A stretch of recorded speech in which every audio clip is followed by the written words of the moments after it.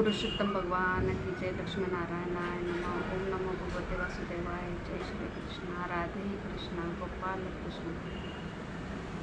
अधिक मास महात्म्य कथा अध्याय 26.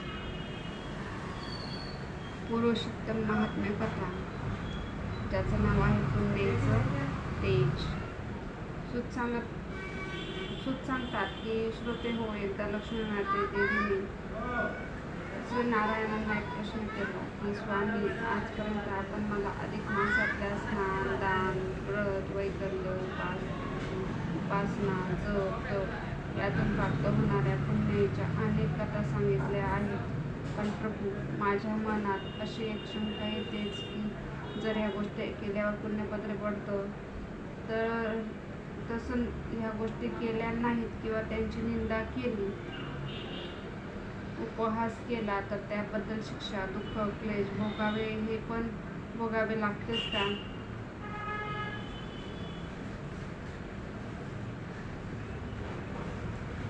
तेव्हा एकदम हसत प्रभू म्हणाले, आलं माझ्या लक्षात देवी. आता या अध्यायातून मी तुला जी कथा सांगणार आहे त्या कथेतून तुला तुझ्या प्रश्नाचे उत्तर हे नक्कीच मिळेल. असे म्हणून त्या कथा श्रवणाचे कौतुक लक्ष्मीदेवीच्या मनात जागवित नारायण तिला सांगू लागले. पूर्वी पृथ्वीवर एक धर्मबुद्ध ईश्वरनिष्ठ प्रजादक्ष पराक्रमी असा राजा होऊन गेला. त्या राजाचे नाव होते वीरबाहू. त्या राजाला एक अत्यंत रूपवान अशी पत्नी होती. तिचे नाव राणी यशोमती.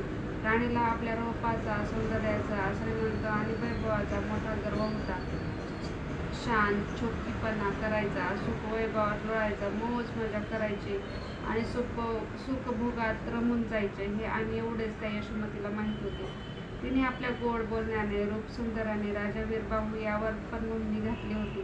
एवढा विवेकी, सदाचारी, सद्भक्त राजा, पण तो ह्या लाडक्या राणीच्या प्रेमाने आंधळा झाला होता. ईश्वर कृपेने वीरबाहू याला मंडन नावाचा एक गुणी, कर्तृत्ववान, कर्तव्यदक्ष असा प्रधान मिळाला होता. आपल्या नगरीचा सर्व कारभार हा प्रधानाकडे सोपवून राजा मात्र केवळ यशोमतीच्या नादाने सुखभोगातच अधिक रमत होता. त्या गुणी मंडन नावाच्या प्रधानाची पत्नी गुणवती सुद्धा काही कमी रूपान नव्हती, पण ती सुशील, सात्विक, सदाचारी, ईश्वरभक्त आणि सहश्रद्ध होती. पुढे जेव्हा अधिक महिना आला तेव्हा ही गुणवती राणी यशोमतीकडे गेली. त्या दोघींच्या बऱ्याच गप्पा गोष्टी झाल्या. बोलता बोलता अधिक मासाचा विषय निघाला. तेव्हा गुणवती त्या यशोमती राणीला म्हणाले, राणी सरकार, आता लवकरच अधिक मास येतो आहे. या पुण्यकारक शीघ्र फलदायी मासात आपण दोघी मिळून काही पुण्यकर्म करूया. स्नान, दान, व्रत, वैकल्य केल्याने या अधिक मासाची देवता भगवान पुरुषोत्तम ही आपल्यावर प्रसन्न होते आणि आपल्या जन्माचे खऱ्या अर्थाने सार्थक होईल. गुणवतीचा तो सल्ला मात्र राणी यशोमतीला पटला नाही. उलट ती गुणवतीला म्हणाली, अगं गुणवती, आपल्याला काय कमी आहे म्हणून आपण ती व्रते, दाने, स्नान इत्यादी करायची.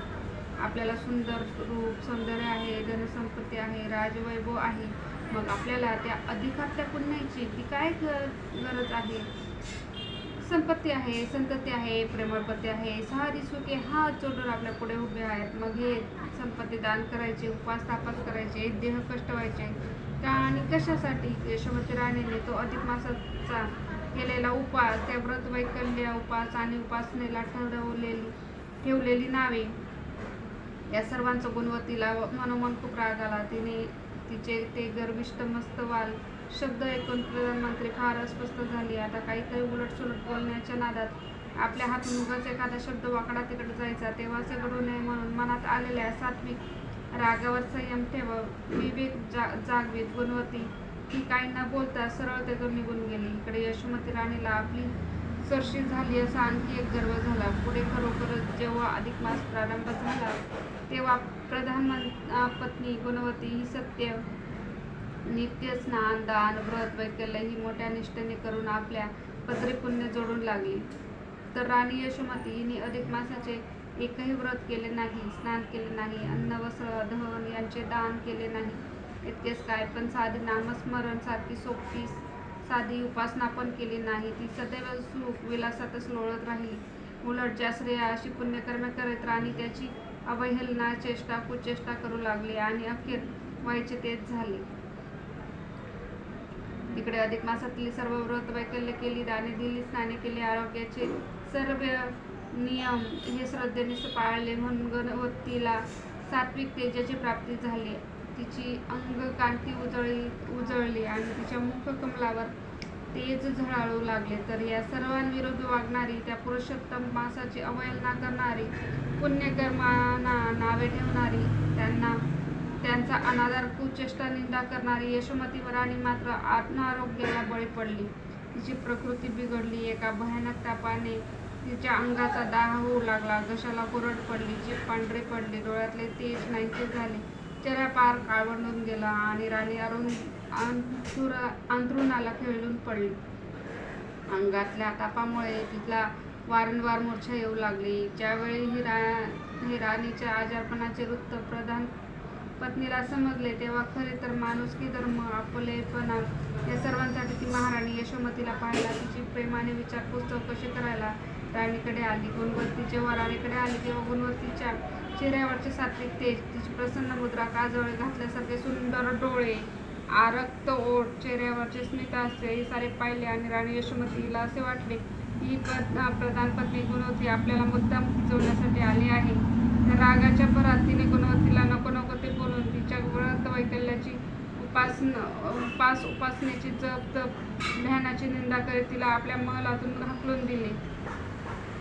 राणीचा मान राखत आणि आपल्या सेवक पत्नीच्या मर्यादा दाखवून गुणवंती गुपचूप तिथून निघून गेले. इतक्यानेही यशोमतीचे पोट भरले नाही. तिने म्हणून की काय, तिने राजाला नाही ते उलटसुलट सांगून त्याचे कान भरले आणि गुणवंतीला तुरुंगात टाकून तिच्या व्रतवैकल्यात अडचणी निर्माण करण्याचा आसुरी आनंद मिळवला. पण तुरुंगात असतानाही गुणवंतीने मात्र आपल्या पुण्यकर्मात कोणताच बदल केला नाही.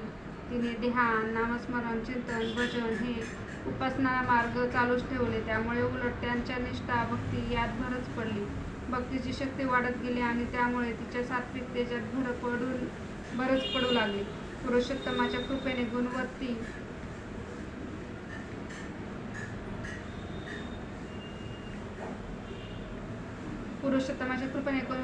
त्याही परिस्थितीत सुखासमाधानाने राहू लागली. तर इकडे राजा वीरबाहू याला अनेक दृष्टांत घडू लागले. एकदा तर राजा वीरबाहू याने समक्ष जाऊन त्या दृढ उपासनेची खात्री करून घेतली. त्यावेळी गुणवंतीच्या मुखमंडलावरील त्या सात्विक तेजाने राजाचे डोळे दिपले. एका ईश्वरनिष्ठ दृढ उपासक स्त्रीला आपण नाहक त्रास देत आहोत ही खंत आता राजाचे मन अस्वस्थ करू लागली. एक दिवस राजाने ही गोष्ट स्वतः राणी यशोमतीच्या कानावर घातली. उभयतांनी समक्ष तुरुंगात जाऊन आणि गुणवंतीचे रूप पाहून त्या सात्विक तेजाची खात्री करून घेतली. गुणवंतीच्या मुखमंडलावरील ते पौर्णिमेचे शांत प्रसन्न तेज, तर यशोमतीचा अमावस्येप्रमाणे काळवंडलेला चेहरा हे सत्य जेव्हा तिच्या लक्षात आले तेव्हा गुणवंतीची क्षमा मागून तिला मुक्त करण्यात आले. भगवान पुरुषोत्तमाच्या प्रिय अधिक मासाच्या अवहेलनेचे फळ राणीला भोगावे लागले. तिने गुणवंतीचे पाय धरले, तिची क्षमा मागितली आणि पुरुषोत्तमाकडे दयेचा पदर पसरला. गुणवंतीने राणीच्या अंगावरून हात फिरवताच ती पुन्हा पूर्ववत झाली. राणीला पुण्याच्या तेजाचे गुणातीत दर्शन झाले. अध्याय 26 समाप्त. श्रीकृष्ण अर्पणमस्तु. जय श्रीकृष्ण. गोपाल कृष्ण पुरुषोत्तम भगवान की जय. लक्ष्मीनारायणाय नमः.